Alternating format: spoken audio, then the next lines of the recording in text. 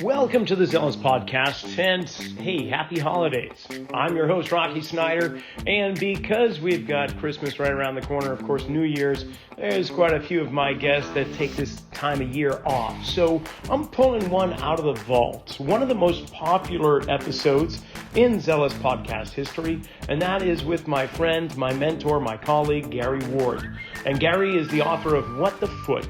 He also is the creator and founder of Anatomy in Motion, an educational company that teaches you about closed-chain human biomechanics, because we know how the body should stand in its resting posture in the most ideal way. But what is the most ideal, efficient way of moving?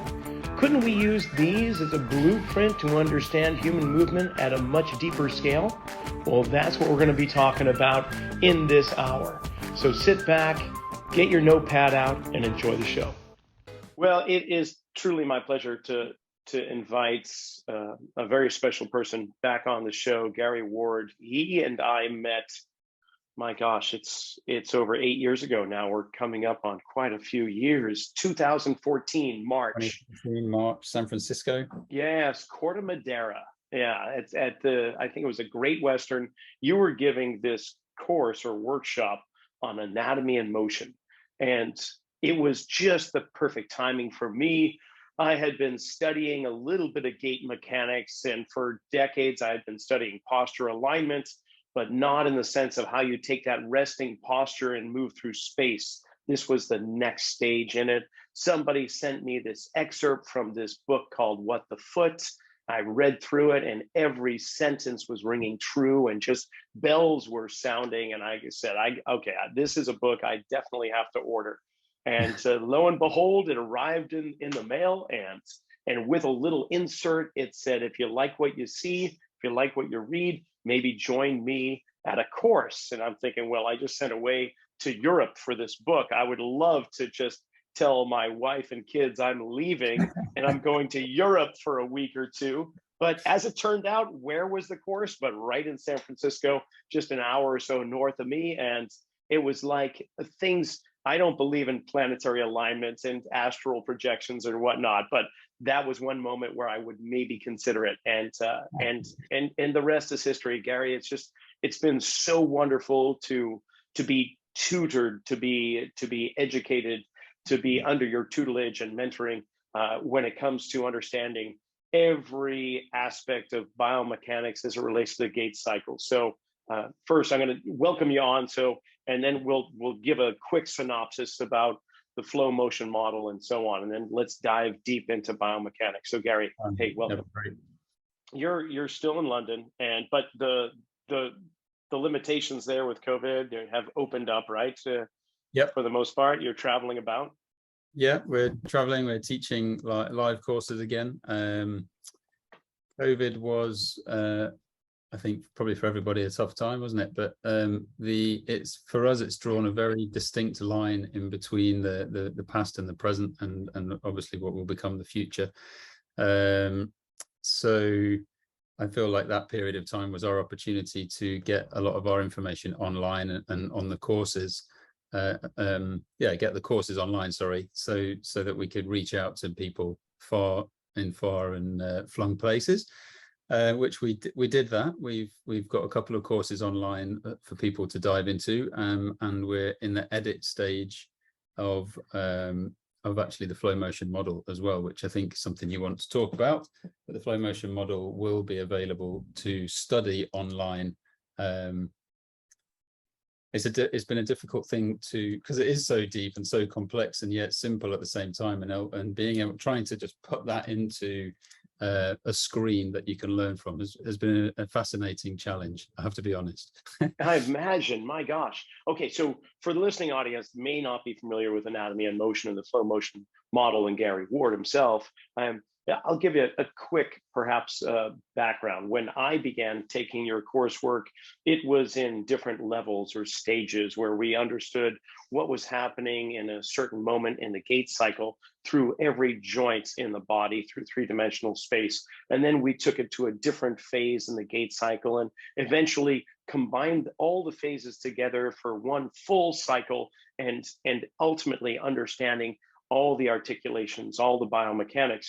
But it took for me several years of really studying and ingraining it into my body and seeing it in other people for me to truly comprehend the flow motion model entirely, because we're talking 400 plus joint mechanics in the body that occur in less than 1 second's time.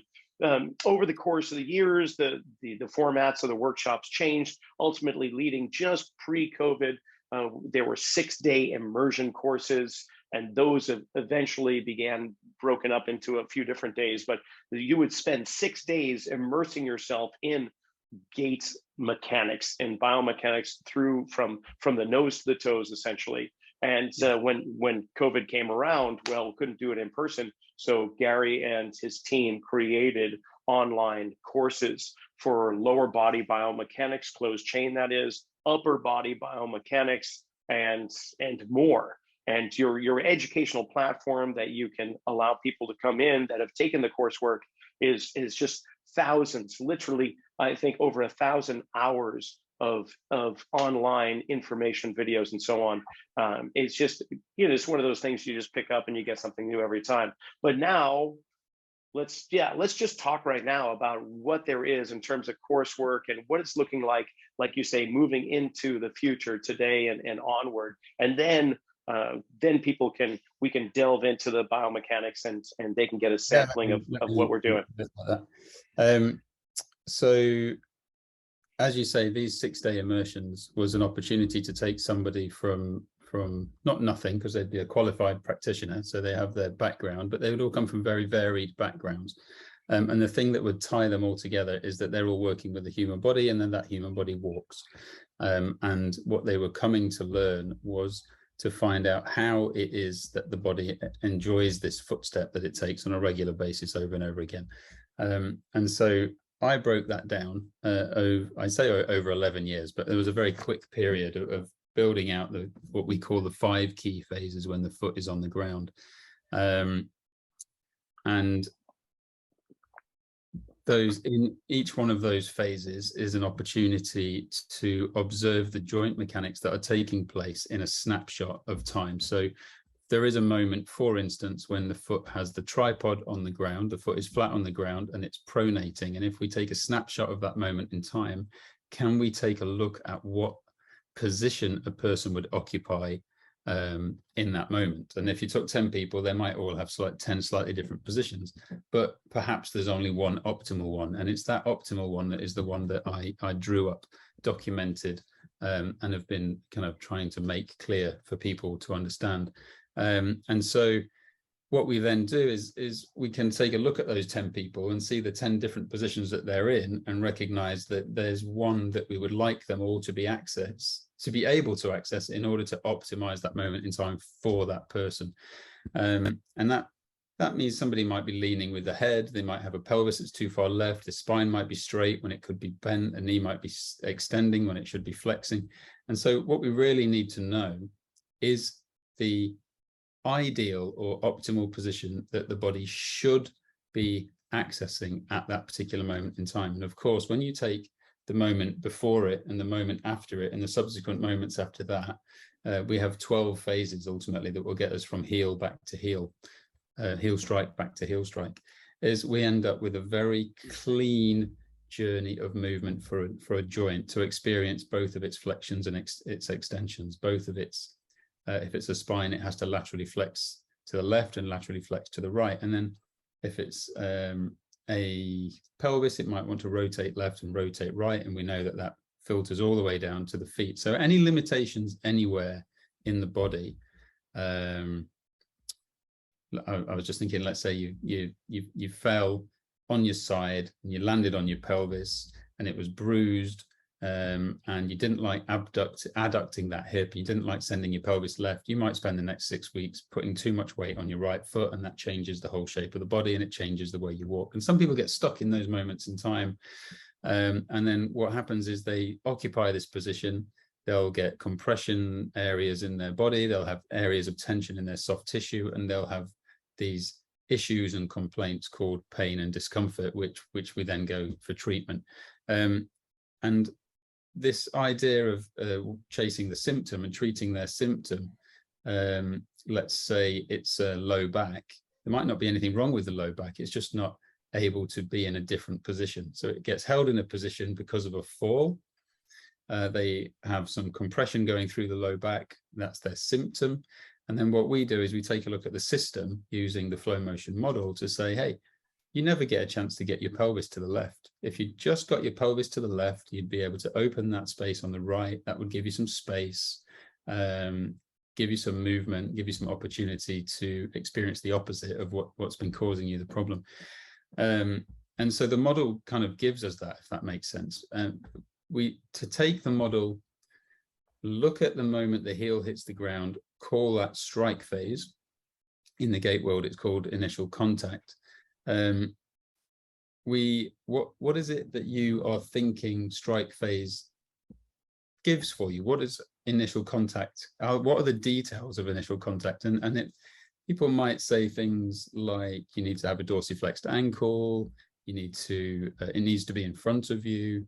I'm sure people have got their own idea of what that is, but for me, it was about strike phase is a whole body position and therefore a whole body opportunity. And if your body is not capable of accessing that whole body position, then the way you strike your heel in the ground will be compromised. And then from that position forward, the way you then enter into that foot flat moment, what we call suspension phase, is going to be altered to what it could be. So it won't be optimized. And that will flow through the model. We'll go from this faulty strike position because I couldn't adduct my hip, and we'll be playing catch up through the rest of the footstep. And so to break it down into, as you said, over 400 joint motions, which sounds pretty hectic. Thankfully, I don't think it is as hectic as that. Do you? I don't think it is as crazy as all of that. They are there. Those joint motions are there. But it's looking at the pelvis, for instance, in the sagittal plane, looking at it from the side, taking the pelvis, looking at it in the frontal plane, looking at it from the front or behind, and in the rotational plane, looking at it from the top down, and then documenting that journey. So in the sagittal plane in strike, into suspension in strike, into transition in strike, you follow it through. And then that has an impact on the hip. So we can follow the hip through. That has an impact on the knee, follow the knee through. I built it all up from the feet because that was where my fascination was and probably still is. That's the part of the body that really gave me an opportunity to look at the rest of it differently. Certainly.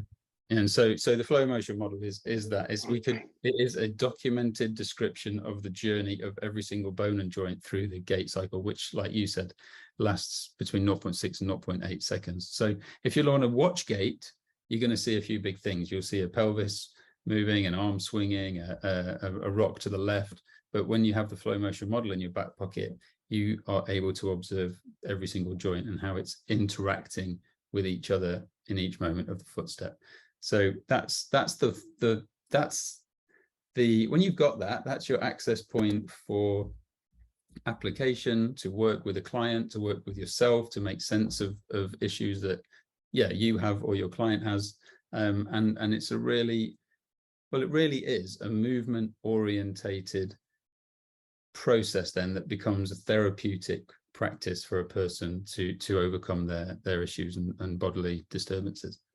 Yeah, and for me too, working with not only the general population, but with the athletic population, this just made so much more sense because the old adage of you need to walk before you can run, or you need to be able to have proper walking mechanics before you get on a tennis court or a basketball court or a soccer pitch, whatever the case may be.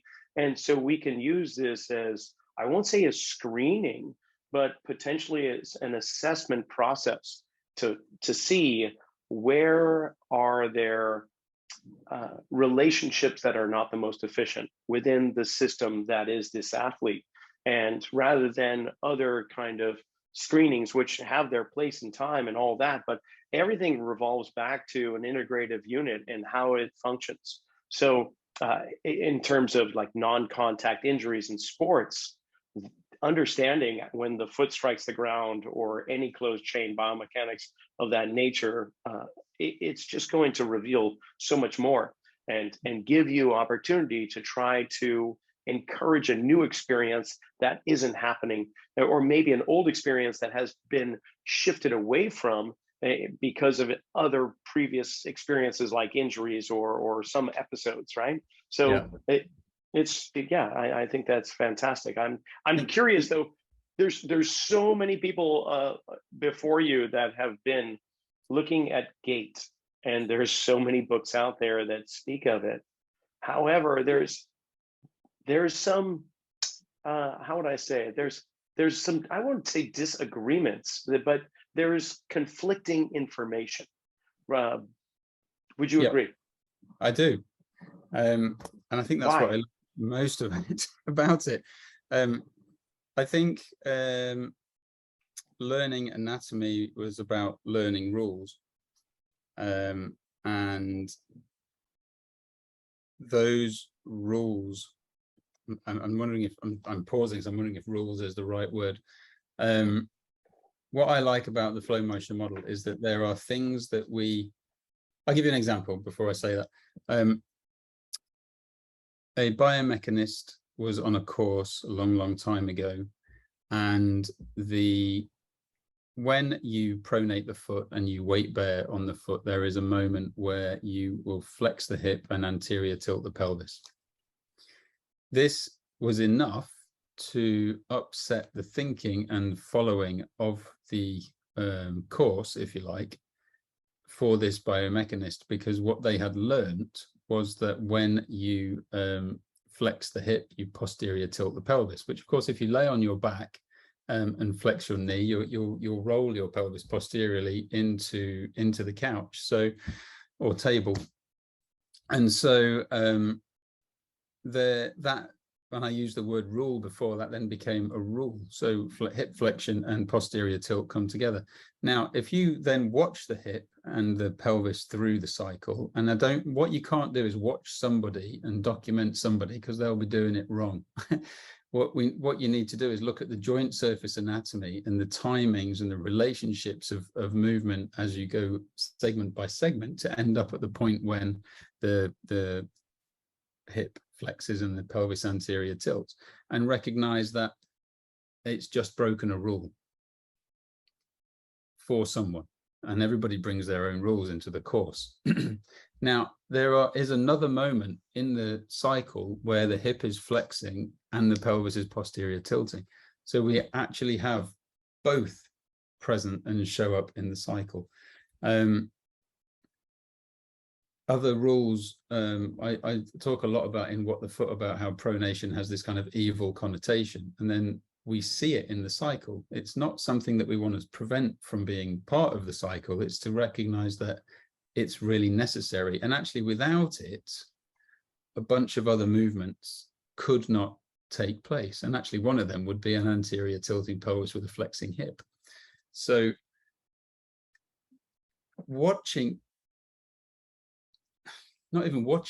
building the model, documenting the model in a non-judgmental space where you're just asking, what is the anatomy supposed to do and when does it do it? You went, oh, that's when that happens. Oh, that's where's that thing that I thought shouldn't happen is actually happening.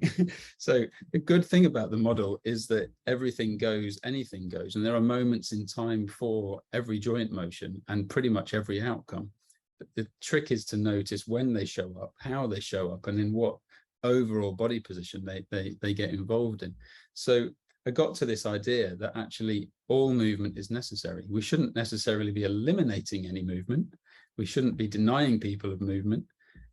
We can use muscle tissue and tendon and ligament attachments to kind of clarify that almost, where we get to then see how a pronation, for instance, is necessary, because it's when you actually pronate the foot that you put so much life into the tissues. You actually, I call it, wake the foot up, because I don't have a specific percentage in my head, but I'm going to say 95% of the tissues in the foot are set up to they wake up as you pronate the foot. They then, from a lengthened position, can contract to turn that foot into a supinated shape. Now, if you don't have the pronation, that stimulus into the soft tissue doesn't actually take place. So it's not something you should take away. It's something we want to say, actually it's necessary. There's so many movements in the body, like a protracted shoulder, like would be something that in a clinic we want to take away from somebody, but to recognize that a protracted shoulder has a moment in the cycle. What about a compressed hip or a decompressed hip? They have moments in the cycle where the hip will be doing its compressing and its decompressing. So there's not a thing, and this is actually leading me on to the idea that I think every single syndrome and itis that we have labeled also can show up in the cycle. So what if all of those syndromes, itises, problems, what if they are just when we get stuck in these moments in time? And so if we're stuck in a body position or a body posture that is the only one I can access when I'm walking, and then we assess you and go, did you recognize that in this particular phase of gait, you're not able to do this particular movement in this particular part of your body, and create an exercise to re-invite you to explore that, which sets your brain off in all kinds of directions to recognize the value of that movement, and then slowly pull you out of the old position into a new position. Not with the intention of taking the pain away, but to get people optimizing their joint mechanics. The pain going away is an outcome. It's actually never the intention for me anyway. I don't set about working with a client to make them pain-free. I set about optimizing their mechanics and watch with fascination what happens in the journey that they're about to embark upon. So it was quite a roundabout way of saying. No, that's great. I mean, that was the thing that is necessary, and all of these little movements, we shouldn't be saying some are good and some are bad. They're there. And so your question was what's different to what everyone else has done? And I think, and I'm bold enough to say it, a lot of it was done on watching people walk versus documenting a theory about how you should based on your joint surface anatomy. And the two, obviously, they do bump into each other, and there is a clash there. And so mine is a should model, which is that you should be able to do this, that you have this potential in your system. And the other one is this is what happens when we watch you walk. So unfortunately, I don't think there's anybody you could just take off the street and have them walk in the should way. They're all going to walk in their own way, and they're all slightly different. They've all got these nuances, and we're not here to influence that either. We're here to make sure you have the best opportunity. And the best opportunity is to sit in the space of recognizing that a foot should pronate and supinate, not just supinate, or not just remain in a pronated position through the footstep. If that's happening for someone and they've got back pain, we should address that. A pelvis should be able to travel to the left and travel to the right. A spine should be able to rotate in both directions. If you don't have that going on and you've got problems somewhere, we can address that. And we're actually able to succinctly dive into a very, very specific part of a person's structure in order to set them free. That's the beauty of it. It is actually a map that we can then learn to navigate really, really quickly and really successfully. And we're then putting it into the patient's we're putting it into the patient's handling. We say, you're definitely not accessing these movements. I'm going to introduce you to the movements. I'll show you how to do the movements. We'll put you in the movements, and then we need to wait and see what the person does with it. Do they reject it? Do they accept it? Do they like it? Does it cause another problem? We have no idea what's going to happen at that point. And that for me has always been an enjoyable and fascinating part of it. Well, I'm glad you bring that point up too, because it isn't necessarily a protocol, shall we say, the traditional kind of therapeutic protocol where if you've got this going on, then you need to do this, this, and this. And then you give them sheets of paper and let them walk out the door because, this is what you do for a hip or a knee or a shoulder or a neck. Instead, you're really interviewing the body. You're interviewing, okay, if we put this into the equation, what's the end of the equation looking like? And being an observer and not having any preconceived expectations. This is what's going to happen, because you can easily give somebody a couple of things and let them walk out the door. They feel a little bit better or whatever, and that's great. But to actually stop and go, okay, let's consider what happens next, and how is this body receiving it, and that just allows you to be a guide and not the end all expert, if that Yeah. would make sense. Yeah, it needs The to be body a, be the expert. I think it needs to be let the body be the expert. It's a wonderful way of putting it. When it's a team relationship between you and the patient or the client. And for you, it's an opportunity to what I call shine a light on the dark places, which is the parts of their body that they didn't know that they weren't moving and didn't know they should. They didn't know that it could. Why would they know? And to be able to say to somebody that's not happening, to go to another level and say, actually, I think that's not happening because you damaged this at some point in your past. That's another level. And then to give them opportunities to put their body. If you do this well, you will end up putting somebody in a physical whole body position that they have not accessed for a long time. Neurologically, that is going to be highly impactful. Now, you might say, you don't realize that you can walk on your right foot, and then when you put your walk onto your left foot, you're in a completely different position. They look completely different. And so that there are aspects when that person's put their weight on the left foot, there are aspects of their anatomy that they're not accessing. And the big question is, what would happen if they could? I draw a lot of stick men. Every client would have a stick man attached to it. I'll just flick through my book to see if I've got any in here, or if this is a new enough book not to have seen a person. But every can you believe it? There isn't one there. But every person will have a shape, and I'll draw them, and they'll look a little bit like this, and that could be their resting posture. So the hips or pelvis is laterally tilted in one direction, rib cage opposing that, and the head opposing the rib cage. Yeah, so we'll see that the spine has that kind of lateral snaking or scoliotic kind of almost action. Yeah. Got it. Yeah. Now, if they were able to access the opposite shape, they would then be able to freely do that left and right. If they're not able to physically access that opposite shape, the way they put the other leg forward would not be too far off that. They might stand up straight. They might have a straight spine.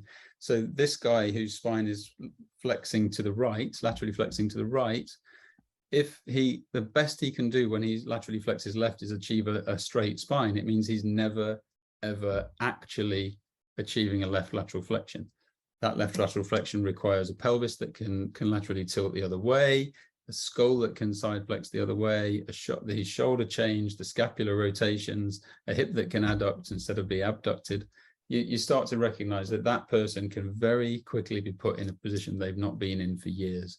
And the neurological impact of that is phenomenal. New tissue length, new tissue load, new tissue responsibility, new space in joints, new arterial and blood flow, even breathing into one side of a lung easier than you were before, are all possible outcomes from giving someone that opportunity. Whereas if you stay in this position and you go and foam roll your back, or get an injection, or strap it up for a few weeks, or go through some treatment protocol but you're not actually addressing their ability to completely change their body shape, then for me, that's a huge difference. I don't want to stay in that position and be treated and then just go about walking the way I have for the last 10 years. I want somebody to go out having a completely brand new experience in their body. And so these are the things that come out of the model that we can see really, really quickly. So when I'm teaching, I always put the gait analysis up on the screen and say, what do you see? And everybody's, I can see this, that shoulder's dropped, and that arm swings, and that pelvis is high. And, they'll pull stuff out. Inevitably, we can all pull stuff out. And then we go through the build of the model, and then we say, we put the same guy up and go, what do you see? And it's completely different, because you now know you're looking on a much more profound level instead of that superficial top layer. Yeah, well said, because I have to give a chuckle after going through and really diving deep in these last 8 years here. of getting a much profound understanding of human mechanics. When I hear people or see posts online of people giving a gait analysis of some sort, it's just so broad. It's so I won't say superficial, but they're seeing the large buckets without seeing the intricacies that Mm. might be playing the part of the underlying reasons that the body's moving the way it does. So yeah, flow motion model has been a key. It has been my map. It's been my toolbox from which I can put all my tools in. I want to talk also, for one thing, I do want to comment. Everything you've just said did not involve labeling muscles. You didn't even bring up. You mentioned soft tissue. You mentioned other things, but you mentioned joint motions, bony structures, and articulations, and that I think is a key component of trying to get across. Because for many of us in the strength conditioning realm, and for that matter, maybe manual therapists themselves, we're so entrenched in what this muscle is doing, and this one's inhibited, or this one is whatever. And this is so refreshing to put these 630 some odd muscles of the body aside, 2/3 of which move for locomotion. So we're talking over 400 or 500 muscles or whatever. We can put that aside and we can just follow the articulations. We can follow the bony structures of the skull, the rib cage, the pelvis. It makes it so much cleaner. I'm just preaching to the choir, but it's so nice. For me, I too was, a muscle guy, and I still love muscles.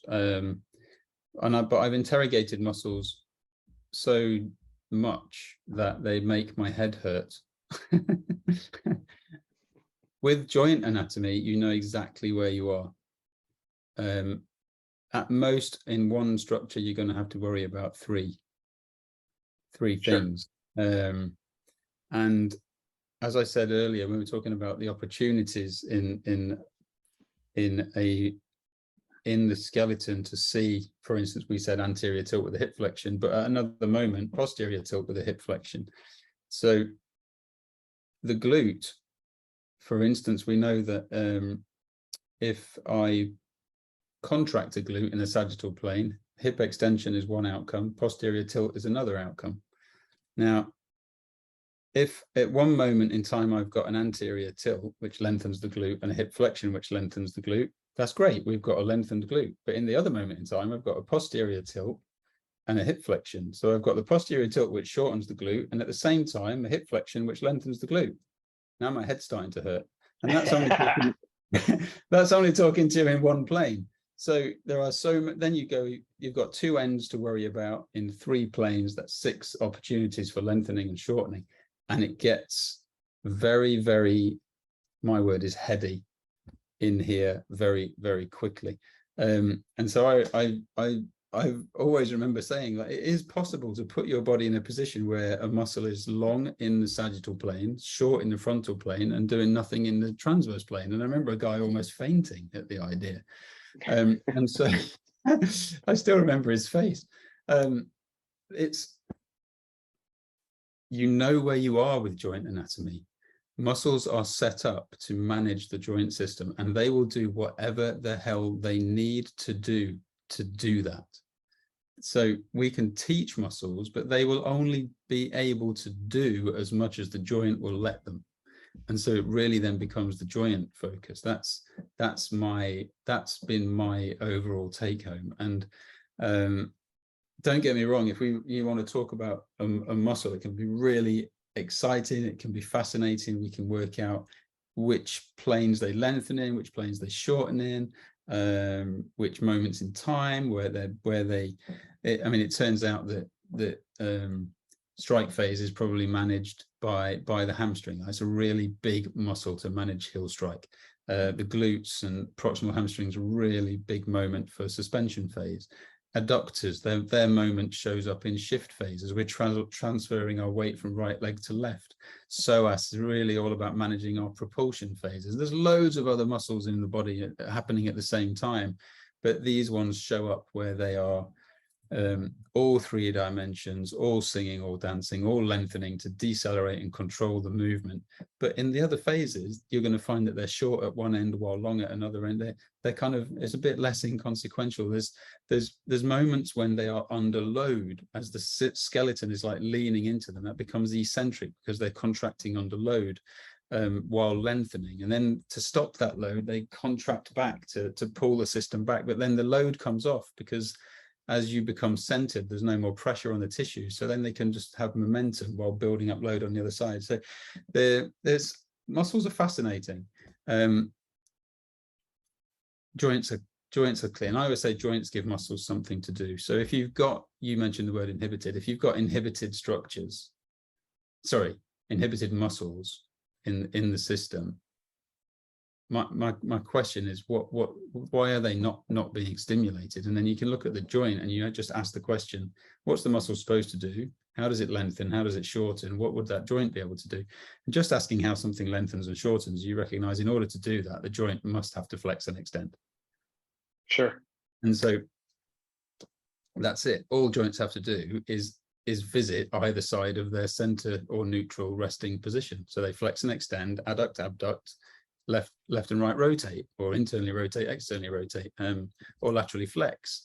You've got all these anatomical terms. Basically, it's how does the joint visit one side of its neutral position and the other, and that's where we get to see joint opening and closing, muscle lengthening and muscle shortening.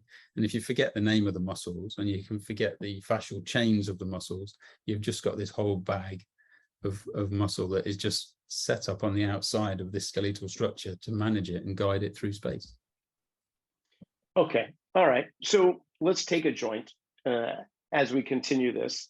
Let's take the knee, because there's a lot of, there's a lot of different thoughts. I won't say controversy because it means that there's a lot of arguing, and maybe there is, but let's just take knee mechanics and how it relates to movement, especially in the closed chain environment. Because I think there's some there's some insight in there that you have that goes against conventional thought, perhaps. Yeah, I think we've pre-framed this quite nicely in so much as if we follow the joint surface anatomy and the timing of the movement, we are guided towards the opportunity for the knee's movement through the cycle.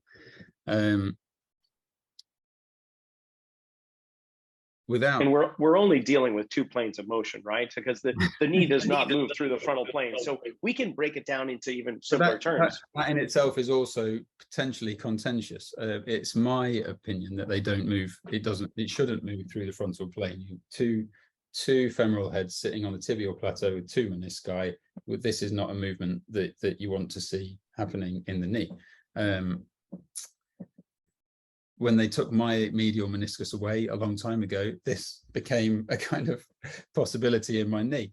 Trust me, it doesn't not want to be. It's not how you want it to be. So it flexes and extends, and it internally and externally rotates. But if you look at a knee front on, and you get a sense that you've got that kind of valgus angle, the thing to recognize is that it's the orientation of the knee. So if you're looking at the tibia, and the tibia is rotated, it's the rotation that you're seeing, not a frontal plane movement. So if you then were to move your axis round again to be able to look straight at the tibia, you'd see a straight leg again. That's where I think the frontal plane isn't there. Not to mention there's no articulation really for that to happen. So the next thing, had a long chat, probably over a couple of years, with a lecturer who was doing my courses, and he really wasn't happy about what I was saying about the knee. Loved everything else but not the knee, and I couldn't understand how you could love everything else but not the knee. Anyway, long story short, at the end of it, and it prefaces what we're about to say, at the end of it, he had this moment going, oh, you're talking about the knee and the foot together. And I was thought, well, why wouldn't I? Of course I am. Why wouldn't I be? It's all been about how the foot moves and what the response is upwards. So when I pronate my foot, what happens at the knee? When I supinate my foot, what happens at the knee? So it's really important to recognize that a lot of the information we've been learning about the knee or been taught about the knee haven't taken into account the movement of the foot. Most feet don't move in both directions. They don't pronate and supinate. They're stuck in one. The movements are limited. They can't access their tripod. We find feet are generally problematic. There's a huge industry for feet. We know that there are the 26 bones. They all need to articulate in quite a specific way, and we are now able to say that they should strike the ground in a particular way, land on the ground on the tripod in a particular way, begin to supinate in a particular way while the foot is still on the ground, continue that supination as the heel lifts off, and continue that into that propulsive rigid lever moment where we achieve a maximum supination. So we have this one opportunity to pronate the foot, and the rest of it is a supination. That really, for me, really ramps the value of pronation up. That one moment in time has to be done well, and we're not doing it well, mostly because we're mostly pronated as people. And so if something is pronated, it won't have the possibility to pronate very well. It's a big conversation. Now, my knee then, if my foot is pronated and can't supinate, it's unable to experience both sides of its center, as we touched on a joint's need before. It's unlikely to have an influence on the knee as well. So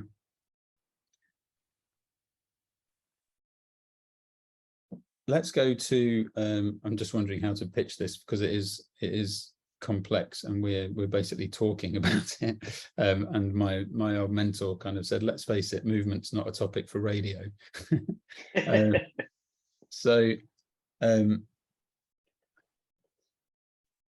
Knee extension and external rotation is what we think the knee mechanics are when a knee is straightening. And that means that knee flexion and internal rotation is what should be happening when a knee is bending. I don't see that happening. I've never seen that happening. And the reason, I think, is because of what we understand about the foot and the foot's movement. How so? It really is not a topic for radio. So when the foot pronates,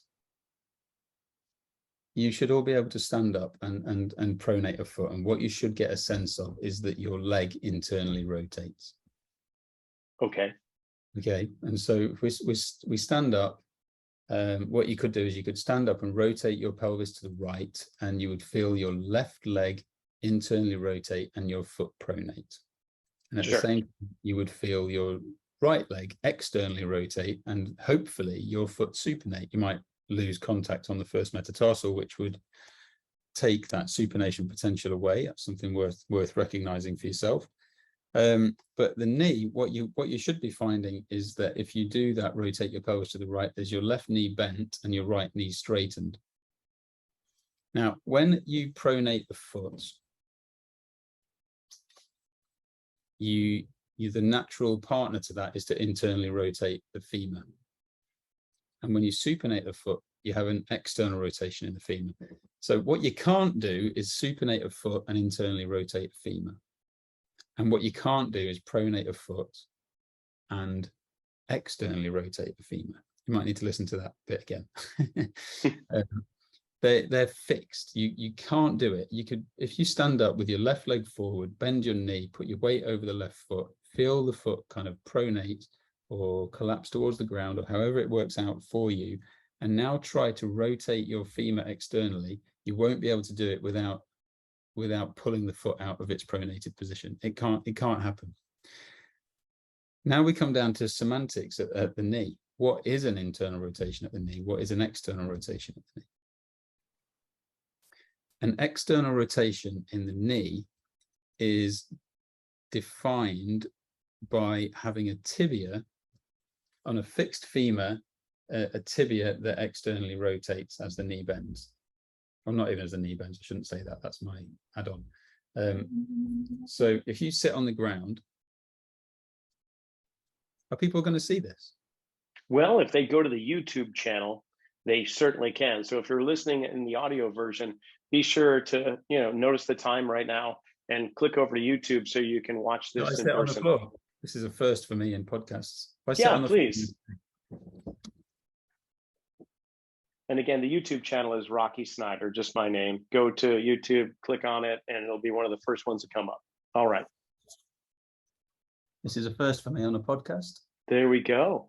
There's more of me than this.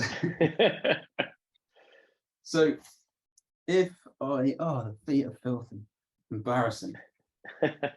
Right, so with a bent knee, if I take the tibia, fix the femur, and rotate the tibia outwards, that would be an external rotation of the knee. If I turn it inwards, that would be an internal rotation of the knee. And both of these are taking place with the knee obviously flexed. Okay. Okay.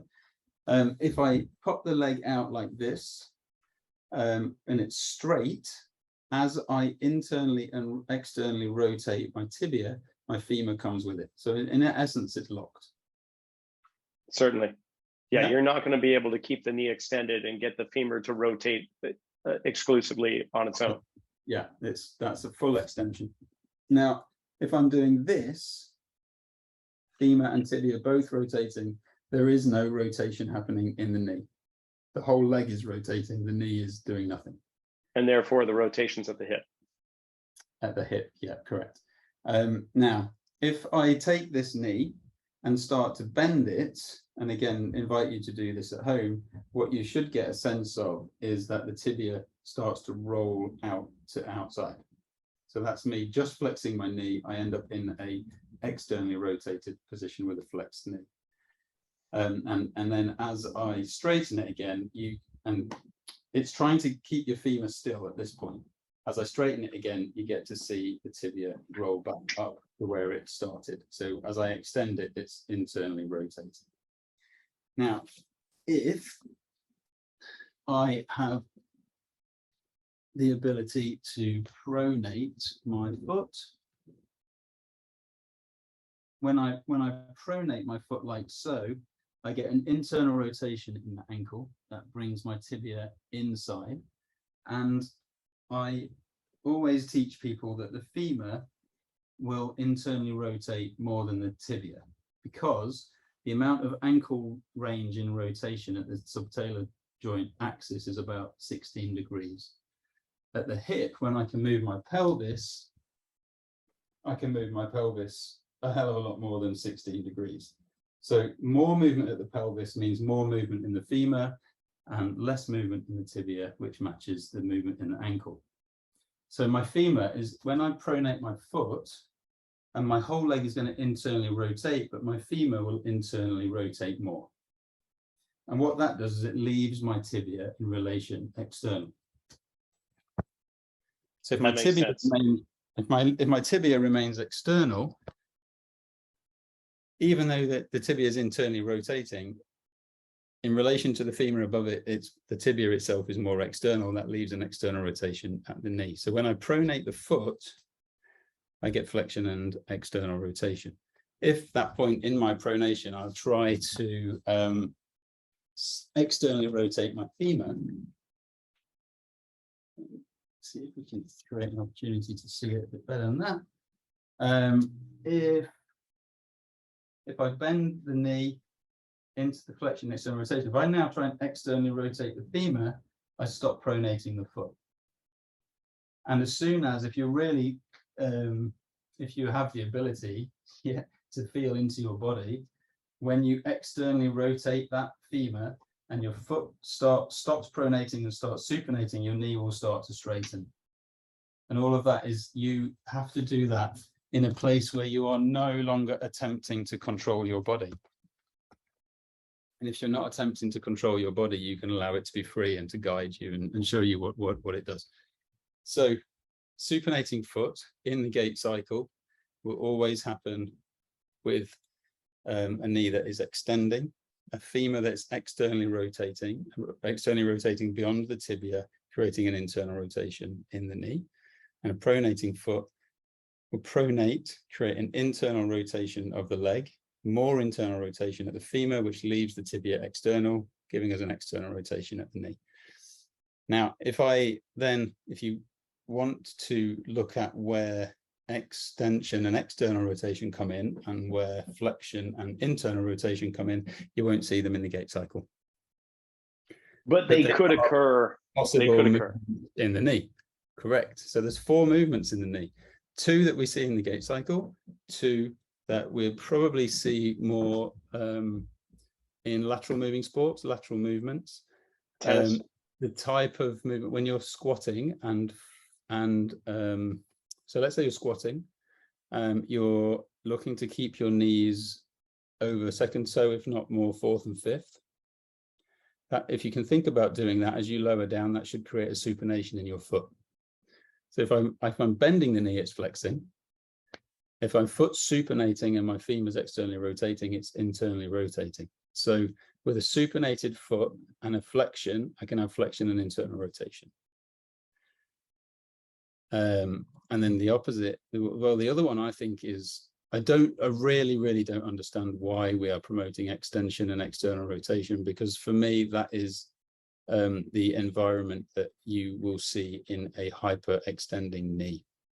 And so a knee that is extending, and you can see this on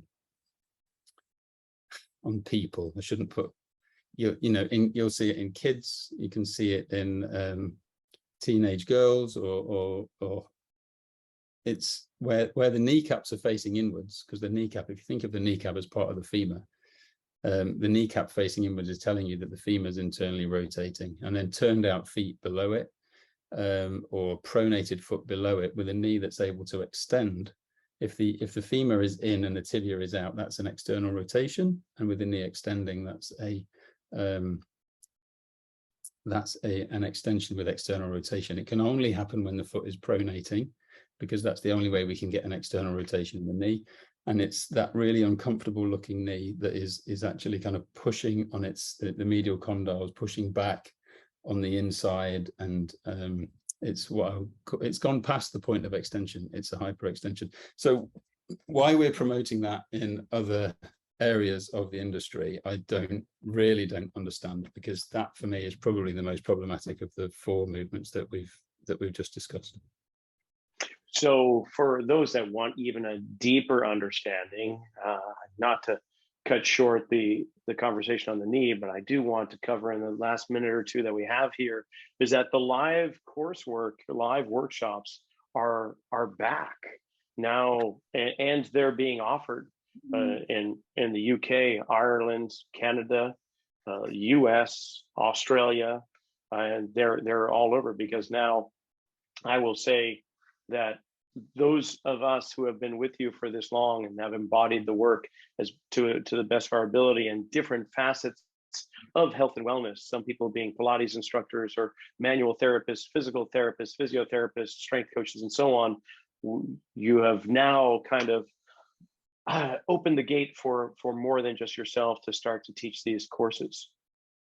Yeah, well, we have a team of mentors that we've been working with through the pandemic, and I'm really happy, I have to say, that people are willing to go out and teach this work in different parts of the world for me. So my role and responsibility in that is to make sure that the teaching is, following a pattern, if you like, that we're all teaching the same thing and that we're all singing from the same hymn sheet.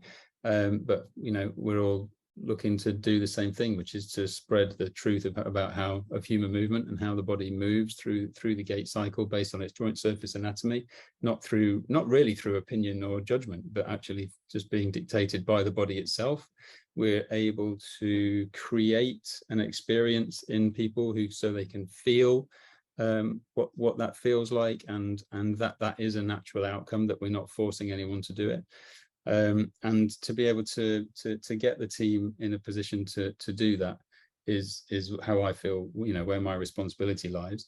A little segue into the two streams as live teaching and also online learning, because not everybody everywhere is going to be able to get to one of these live courses, but both are going to follow the same pattern. So we have what we call a 2-day lower limb workshop, which is a huge focus on the joint anatomy of a pronating and a supinating leg when the foot is on the ground, and all of the muscles. Remember that muscle conversation we had earlier today about how kind of confusing it is, really helping people to get an understanding of the real role of the muscles in relation to the movement. So that's a 2-day workshop. Synonymously to that, online we have our closed chain lower limb biomechanics, which is a 600-minute-ish course, so 10-hour course. Not, I don't think it's much shorter than the 2-day experience that we'll be putting together, and covers absolutely the same everything that you need to know. So that's setting a base for us to move on from. So we now understand the mechanics of a pronating foot, supinating foot, which becomes a pronating leg and supinating leg. So we look at the mechanics all the way up to the pelvis and how the muscles overlay, how to use our wedges, where to put them to create what movement, to get the body shapes required to help us re-educate how to pronate and how to supinate. On top of that, then we have we move into the upper body. So we have a 2-day live upper body course, and that is and the synonymous to that is the not closed chain, the biomechanics of the upper body in motion. So it's another I think 600-ish minute course online, so online learning, both of which have CPD points and CEU points for different countries. The difference is the online one has like a quiz to guide you through the learning. The upper body has a big quiz at the end, which I know frustrates people, but we kind of want you to go through that hell to pop out on the other side with some relevant understanding and a real desire to kind of move forward. Don't really want that to put people off, and I'm not sure if it does or it doesn't, but I kind of still think that that's a really valuable part of the process. So we don't have the quizzes on the live courses. The 2 days is just going to take us through pelvis, spine, rib cage, cervical and skull, and all the muscles that connect, and the shoulders, how to involve the shoulders in the movements. Now we've got a good understanding of closed chain biomechanics from head to toe on what I would consider a basic level, although for most people it's probably quite advanced still. And then we go to the flow motion model 4-day workshop, which is where we're going to invite the student to build out the whole model with us over the 4 days. And that energy is carried on to the online course as well. So it's an opportunity to take all the theory and all of the learning from the previous 2 modules and build out the whole model almost for yourself. We're guiding you to do that, because I've always wanted people to have the experience of putting it together themselves, not just to be told that that's what it is, but to go through the process that I had to go through almost. And then the final piece of the puzzle is the application, which is it was going to be a 3-day, but I think it's now becoming a 4-day, another 4 days, which is actually 4 days of taking all of that information that I've just talked about and looking at how we actually physically use it with a person, either on ourselves or with someone else. And in that is incorporating the AIM method, which is basically to look at, in a nutshell, because I know we're short on time, but how we use a person's resting posture, how we assess a person's dynamic posture. Gait analysis is a big part of the flow motion model, but adding to that, and so basically taking a full case from client walking in the door, assessing, and I'll teach you the way that I've always assessed it, and it becomes a tool that you can use for yourself, and it's no different to what we've taught over the years, but containing it into a method so that people have got a real sense of, if I do this, I'll end up with that, and then it's all about the movements and how you make the most of our movements to give people the best opportunity to access all of their anatomy. Well, that is going to be great. I'm going to put the descriptions or the links, how people can find out more about all the coursework online and in person, for sure. I wish I had another hour to chat because we could keep on going. I really do. But I Yeah, appreciate your time now. Maybe we'll just do a part two, not too far down the road. yeah, I'd be happy to. Always happy to chat with you. You didn't tell other people that you're going to be the teacher, one of the Oh, teachers, yeah, that's one of those little kind not of just asterisks a we'll put there glamorous, too. not just a glamorous podcast host. Man, I love you. Thank you so much. That brings this episode of the Zelos podcast to a close. I know what you're thinking. Man, you guys just got started. I mean, talking about the knee. What are we going to do next time? Oh, I know. Scapula, SI joints, a whole bunch of different areas that should move in three-dimensional space, but probably get a little gunked up, depending upon what you've been doing with your life and what sports you've been doing for that matter. Heck, we're going to bring Gary back on in the not too distant future. Make sure you subscribe, earmark us, hit the bell, whatever icon's down there to let you know when the next episode occurs, which is every Monday, 6 a.m. Eastern, 9 a.m. Pacific. We'll see you then.